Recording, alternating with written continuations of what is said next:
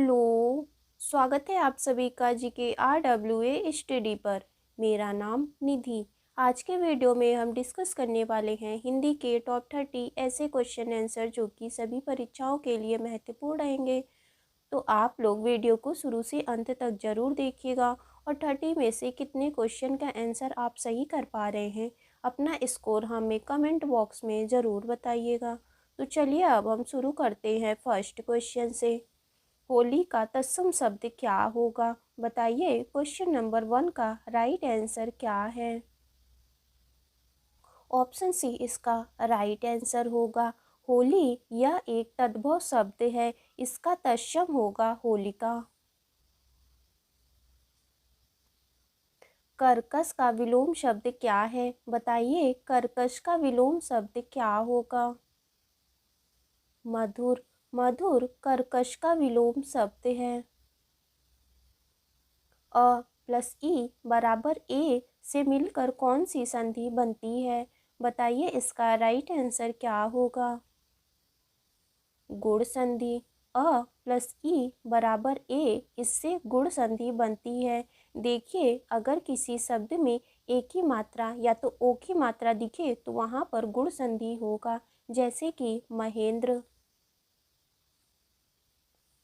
सत धन चरित्र बराबर सचरित्र किस संधि का उदाहरण है? व्यंजन संधि का। सत धन चरित्र यह व्यंजन संधि का उदाहरण है। देखिए व्यंजन संधि की पहचान क्या है? अगर किसी शब्द में हलंत दिखे तो वहाँ पर व्यंजन संधि होगा। पर्यावरण शब्द का सही संधि विच्छेद क्या है? बताइए पर्यावरण का सही संधि विच्छेद क्या होगा?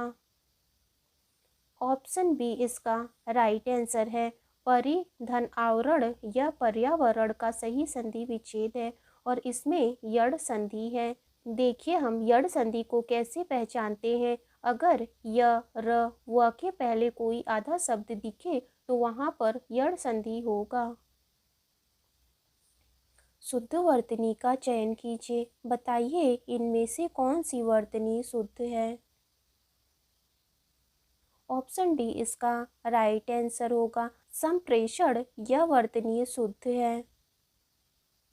निम्नलिखित में से कौन उत्सव का पर्यायवाची शब्द नहीं है? बताइए इसका राइट आंसर क्या होगा?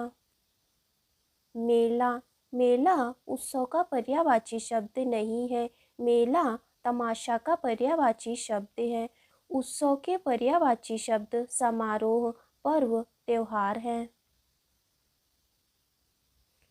जितेंद्रिय में कौन सा समास है? बताइए जितेंद्रिय में कौन सा समास होगा? बहुव्रीहि समास। जितेंद्रिय में बहुव्रीहि समास है और इसका समास विग्रह होगा जिसने सारी इंद्रियों को जीत लिया है, अर्थात भगवान बुद्ध। देखिए हम बहुव्रीहि समास को कैसे पहचानते हैं? जिस समास में दोनों पद प्रधान नहीं होते और दोनों पद मिलकर किसी अन्य विशेष अर्थ की ओर संकेत करते हैं, उन्हें हम बहुव्रीहि समास कहते हैं। 10 मुख में कौन सा समास है? बताइए 10 मुख में कौन सा समास होगा? इसमें भी बहुव्रीहि समास है। इसका समास विग्रह होगा 10 मुख हैं जिसके, अर्थात रावण। सुमित सो रहा है वाक्य में क्रिया का भेद है। बताइए इस वाक्य में कौन सी क्रिया है?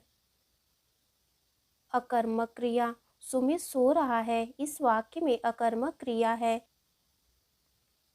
देश को हानि जयचंद्रों से होती है, इसमें कौन सी संज्ञा है? जातिवाचक संज्ञा। देश को हानि जयचंद्रों से होती है, इसमें जातिवाचक संज्ञा है। जिस शब्द से किसी प्राणी या वस्तु की पूरी जाति का बोध हो उसे जातिवाचक संज्ञा कहते हैं। आलोक का विलोम शब्द क्या है? बताइए आलोक का विलोम शब्द क्या होगा? अंधकार। आलोक अंधकार का विलोम शब्द है। ज्येष्ठ का विलोम शब्द क्या है? बताइए ज्येष्ठ का विलोम शब्द क्या होगा? कनिष्ठ। ज्येष्ठ का विलोम शब्द कनिष्ठ है। जिसने देश के साथ विश्वासघात किया हो उसके लिए एक शब्द क्या होगा? देशद्रोही। जिसने देश के साथ विश्वासघात किया हो उसे देशद्रोही कहते हैं। जंगल में लगने वाली आग को क्या कहते हैं? दावानल। जंगल में लगने वाली आग को दावानल कहते हैं और पेट में लगने वाली आग को जठरानल और समुद्र में लगने वाली आग को बड़वानल कहते हैं। वह स्त्री जिसकी कोई संतान ना हो उसे क्या कहते हैं? बांझ। वह स्त्री जिसकी कोई संतान ना हो उसे बांझ कहते हैं। प्रांजल पढ़ता है, बताइए यह कैसा वाक्य है? सरल वाक्य। प्रांजल पढ़ता है, यह सरल वाक्य है। जिन वाक्यों में एक विषय और एक क्रिया होता है वहाँ पर सरल वाक्य होता है।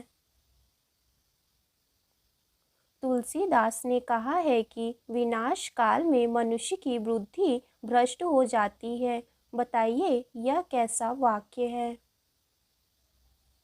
मिश्रित वाक्य। तुलसीदास ने कहा है कि विनाश काल में मनुष्य की बुद्धि भ्रष्ट हो जाती है। यह मिश्र वाक्य है।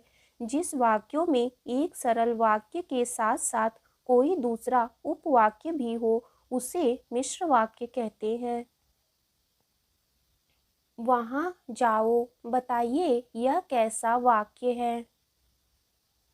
ऑप्शन सी इसका राइट आंसर होगा। वहाँ जाओ यह आज्ञावाचक वाक्य है। देखिए, जिन वाक्यों से आज्ञा, प्रार्थना, उपदेश आदि का ज्ञान होता है उसे आज्ञावाचक वाक्य कहते हैं।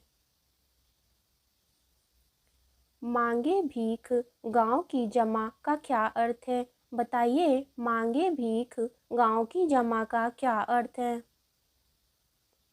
ऑप्शन ए इसका राइट आंसर होगा। मांगे भीख गांव की जमा का अर्थ है अपनी असलियत भूल कर बात करना। कोई ईर घाट तो कोई बीर घाट का क्या अर्थ है? ऑप्शन बी इसका राइट आंसर होगा। कोई ईर घाट तो कोई बीर घाट, इसका अर्थ है तालमेल न होना। हसुए के ब्याह में खुरपी का गीत का क्या अर्थ है? बताइए इसका राइट आंसर क्या होगा? ऑप्शन सी इसका राइट आंसर है। हसुए के ब्याह में खुरपी का गीत, इसका अर्थ है असंगत बातें करना। बिहारी किस राजा के दरबारी कवि थे? बताइए बिहारी किस राजा के दरबारी कवि थे? जय सिंह के। बिहारी जयपुर के नरेश सवाई जय सिंह के दरबारी कवि थे। अनाम दास का पौधा उपन्यास के रचयिता कौन है? बताइए अनाम दास का पौधा इस उपन्यास के रचयिता कौन है? हजारी प्रसाद द्विवेदी। अनाम दास का पौधा इस उपन्यास के रचयिता आचार्य हजारी प्रसाद द्विवेदी जी हैं। हिंदी साहित्य में प्रयोगवाद के प्रवर्तक का क्या नाम है? अज्ञेय। हिंदी साहित्य में प्रयोगवाद के प्रवर्तक का नाम अज्ञेय है। एक भारतीय आत्मा किसे कहा जाता है? बताइए एक भारतीय आत्मा किस कवि को कहा जाता है? ऑप्शन बी इसका राइट आंसर होगा। माखनलाल चतुर्वेदी को एक भारतीय आत्मा कहा जाता है। कथा सम्राट किसे कहा जाता है? बताइए इसका राइट आंसर क्या होगा? प्रेमचंद्र को। कथा सम्राट प्रेमचंद्र को कहा जाता है। उर्वशी किसकी रचना है? बताइए उर्वशी किसकी रचना है? रामधारी सिंह दिनकर की। रामधारी सिंह दिनकर की रचना है उर्वशी। ख खर किसका पर्यायवाची शब्द है? बताइए खर का पर्यायवाची शब्द क्या होगा? गधा। खर गधा का पर्यायवाची शब्द है और गधा के अन्य पर्यायवाची शब्द खच्चर, वैशाख नंदन, धूसर और लंबकर्ण है। अरविंद का पर्यायवाची शब्द है। बताइए अरविंद का पर्यायवाची शब्द क्या होगा? सरोज। अरविंद सरोज का पर्यायवाची शब्द है और सरोज के अन्य पर्यायवाची शब्द पंकज, नीरज, अंबुज और वारिज हैं। प्रसून किसका पर्यायवाची शब्द है? यह आपका टेस्ट क्वेश्चन होगा।